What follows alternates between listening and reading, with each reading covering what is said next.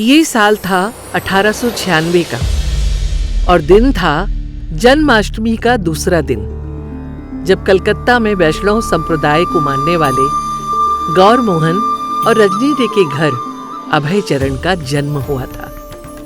अब कृष्ण के जन्मदिन पर ये पैदा हुए तो सब इन्हें नंदूलाल भी बुलाते थे और ठीक ही कहते थे, क्योंकि शुरू से ही अभय के मन में कृष्ण के प्रति बहुत अनुराग, प्रेम और भक्ति थी।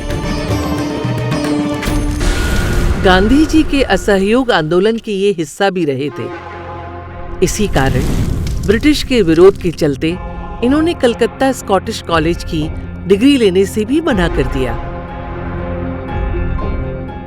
So you are refusing to accept a degree from such a prestigious college, Calcutta Scottish.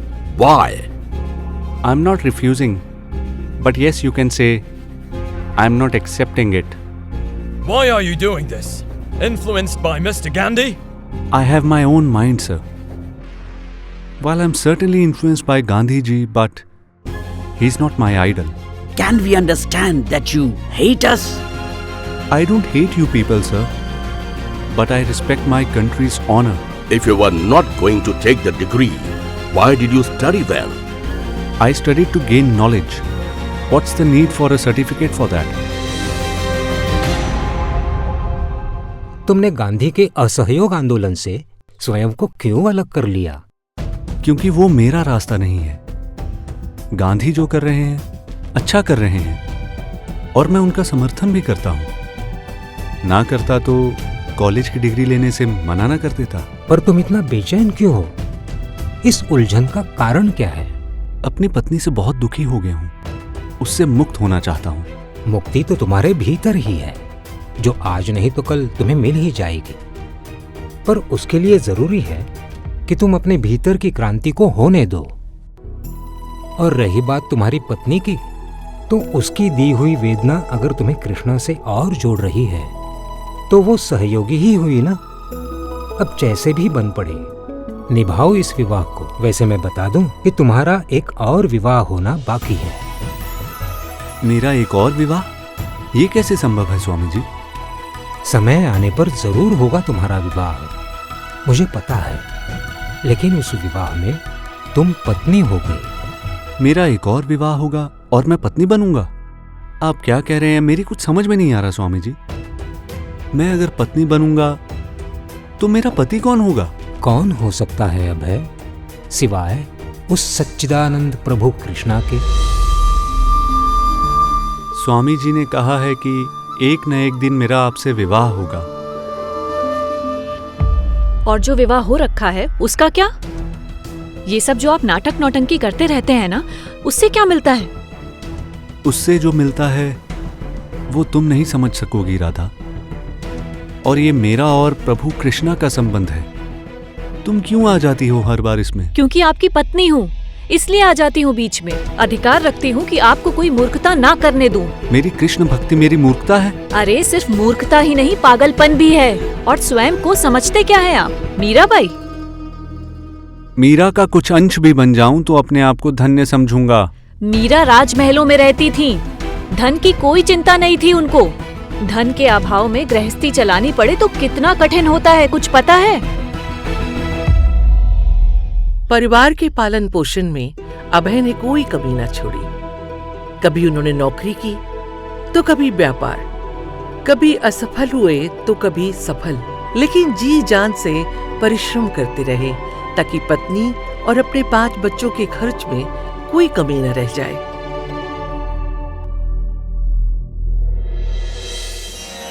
ये साल था 1933 का, जब गौड़िया मठ में अपने गुरु सिद्धांत सरस्वती से अभय ने दीक्षा ली थी। दीक्षा में गुरु अपने शिष्य को एक नाम देता है। आज से तुम आचार्य श्री कृष्ण कृपा श्री मूर्ति अभया चरणविंद भक्ति वेदांत स्वामी प्रभुपाद के नाम से पुकारे जाओगे।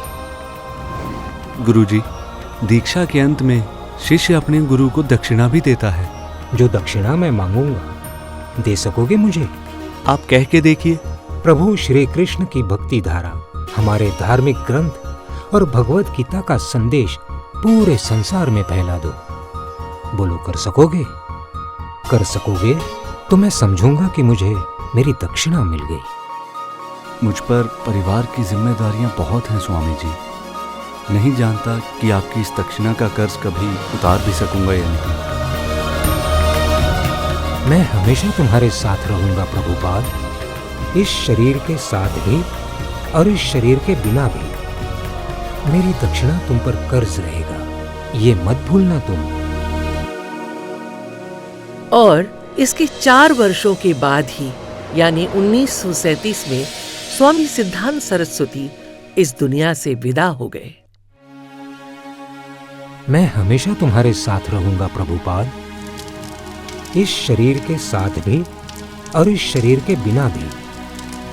मेरी दक्षिणा तुम पर कर्ज रहेगा, ये मत भूलना तुम। अपने गुरु के आदेश का पालन करने के लिए स्वामी प्रभुपाद कुछ समय तक वृंदावन के राधा दामोदर मंदिर में रहे और अध्ययन और लेखन किया। पर हमेशा की तरह पारिवारिक जिम्मेदारियों ने उन्हें यहाँ टिकने नहीं दिया और वो वापस अपने घर कलकत्ता आ गए। इस बीच प्रभुपाद ने श्री भगवद गीता का अंग्रेजी में अनुवाद करना शुरू कर दिया। इससे वो लगभग पूरा कर ही चुके थे, बस आखिरी के कुछ पन्नों पर काम शेष रह गया था। वो जो मैं श्री भगवद गीता पर काम कर रहा था कहीं मिल नहीं रहा। देखा क्या तुमने? वो सब मैंने बेच दिया। बेच दिया? पर क्यों? किस लिए? वही बेचकर मैंने चाय की पत्ती खरीद ली। ये क्या किया तुमने? वो मेरे 2 साल की मेहनत थी। तुमने उन पेजेस को देखने की जरूरत भी नहीं समझी? नहीं, क्योंकि मेरी नजरों में वो सब बेकार के काम हैं। मेरे लिए चाय की पत्ती जरूरी थी। उन पेजेस से ज्यादा चाय इंपॉर्टेंट थी मेरे लिए। एक प्रश्न करता हूँ, ईमानदारी से जवाब देना। मेरे और चाय में से किसी को चुनना हो तो किसे चुनोगी? टी और मी? टी। पत्नी का यह जवाब सुनकर प्रभुपाद अबाक रह गए और फिर 1959 में उन्होंने 62 वर्ष की उम्र में संन्यास ले लिया। उन्हें संन्यास दिया श्रीमद् भक्ति प्रज्ञान केशव महाराज जी ने। कहते हैं कि उनके संन्यास के समय उनके गुरु सिद्धांत सरस्वती वहां मौजूद थे, जो यूं भी आए दिन प्रभुपाद के सपने में आध्यात्मिक संदेश देने आया करते थे। फिर आया 1965 का वर्ष, जब स्वामी जी 69 साल के हो चुके थे और अपने 70वें वर्ष में थे। उस वक्त उन्होंने यह निश्चय किया कि अब वो अपने गुरु के आदेश पर कृष्ण भक्ति और भगवद गीता और वेदांत का प्रचार करने दूसरे देशों में जाएंगे। इसके लिए चाहे उन्हें कुछ भी तकलीफ हो। पैसे उनके पास थे नहीं। बड़ी मुश्किल से $7 इकट्ठा किए। उस वक्त $1 की कीमत हुआ करती थी लगभग 6 रुपए, यानी भारतीय मुद्रा में उनके पास थे सिर्फ 40 रुपए। उन्होंने प्रार्थना की सिंधिया स्टीमशिप की मालकिन सुमति मुरारजी से, तो उन्होंने अपने मालवाहक जहाज में उन्हें भेज दिया। बस वो $7, एक छाता, थोड़ा सा अनाज और कुछ बुक्स के साथ वो जलदूत नाम के जहाज में सवार हो गए। एक गंदे से छोटे से कैबिन में उनको रहना पड़ रहा था। इस तकलीफ में उन्होंने 37 दिन की यात्रा की और इस दौरान उन्हें 2 बार हार्ट अटैक भी आया। पर हर बार उन्होंने ईश्वर से यही प्रार्थना की, उनको कुछ मोहलत दे दे ताकि वो अपने गुरु से किया वादा पूरा कर सके। आखिरकार वो जलदूत जहाज 17 सितंबर 1965 को न्यूयॉर्क शहर में पहुंचा। जब स्वामी जी अमेरिका पहुंचे तो उन दिनों अमेरिका और वियतनाम का युद्ध चल रहा था और उसी दौर में पूरे यूएस में हिप्पी कल्चर का भी बोलबाला था। युवा पीढ़ी भटकी हुई लग रही थी। स्वामी जी ने उन्हीं के बीच से अपना आंदोलन शुरू किया। वो उनके बीच कृष्ण भक्ति के गीत गाते, उन्हें गीता उपदेश देते, उनके लिए खाना बनाते और यहाँ तक कि उनके बर्तन भी साफ करते। By coming here, you have changed our lives entirely. Now it feels like you're our guru and family. I came here just to follow my guru's orders. Well, whatever Krishna wants will happen anyway. Now, over 10,000 followers of yours are there in America, spreading Krishna consciousness. How does it feel to you? It would have been better if the fog had cleared up earlier. Since coming here, I realize how great it would have been if I had taken sannyas earlier as my guru suggested and come here to be with you. American government Swami ji से बेहद खुश थी, क्योंकि रोग की तरह फैलता जा रहा हिप्पी कल्चर इनके प्रभाव में पड़कर सही मार्ग पर आ रहा था। इसीलिए स्वामी जी के कहने पर उनको लैंड दे दी गई ताकि वो वहां मंदिर बना सके। और इस तरह न्यूयॉर्क शहर में 1966 में पहला इस्कॉन मंदिर बना। भारत में पहला इस्कॉन मंदिर बना वृंदावन में, और वो साल था 1975। 1966 से इस्कॉन मंदिर बनाने का जो सिलसिला शुरू हुआ, तो 1977 आते आते स्वामी जी के सामने 60 से ज्यादा देशों में 108 इस्कॉन मंदिर बन गए। स्वामी जी ने श्री भागवतम, भगवद गीता, चैतन्य चरितामृत जैसे ग्रंथों के अलावा 80 से ज्यादा किताबें लिखी। मेरे पुरी धाम की महाजगन्नाथ यात्रा विदेशी धरती पर करवाने का श्रेय भी तो स्वामी प्रभुपाद को ही जाता है।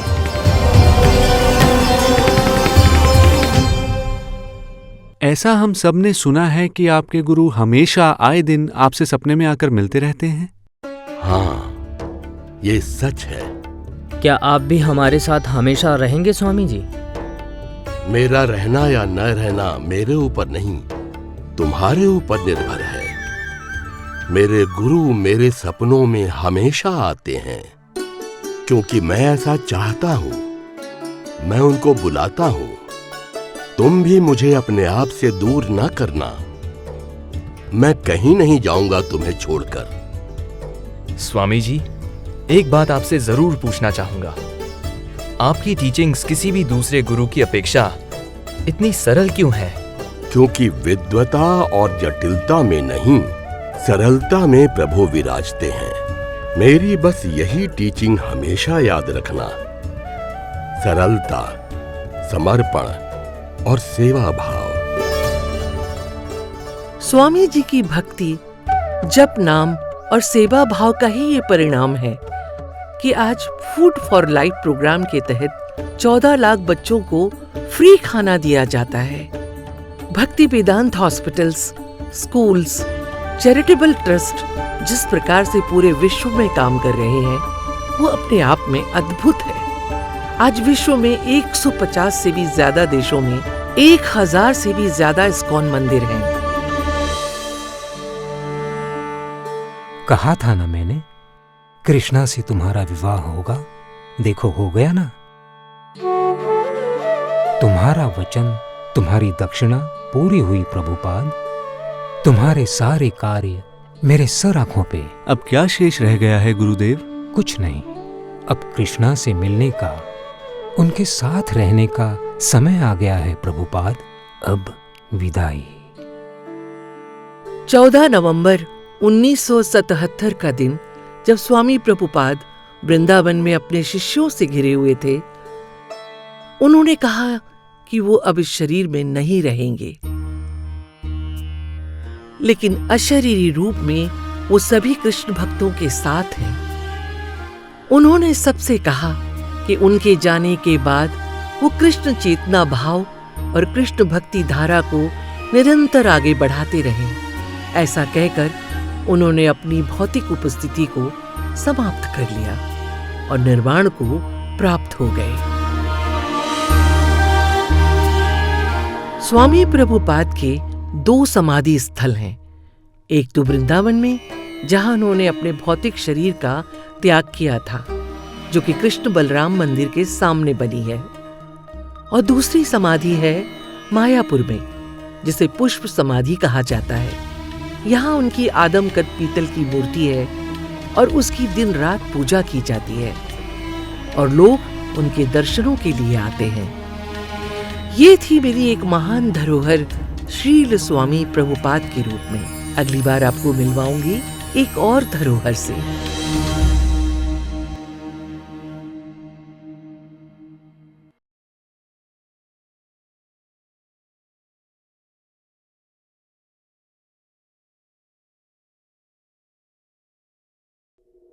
स्वामी जी, ये अमेरिका से आए हैं, पत्रकार हैं। इनका एक सवाल था, क्या सचमुच में आपने अपनी तस्वीर को बंदर की तस्वीर बना दिया था? बड़ा अभिमान था जेम्स को अपने ऊपर, इसलिए उसने रात के अंधेरे में कैमरा छुपा दिया था और सुबह जब प्रभु आए तो उनका चुपचाप फोटो निकाल लिया। फिर नेगेटिव प्लेट से जब अपने खींचे फोटो को देखा, Do I look like a monkey? See your own creation. I was ignorant. I was a foolish egoist. Please forgive me, my lord.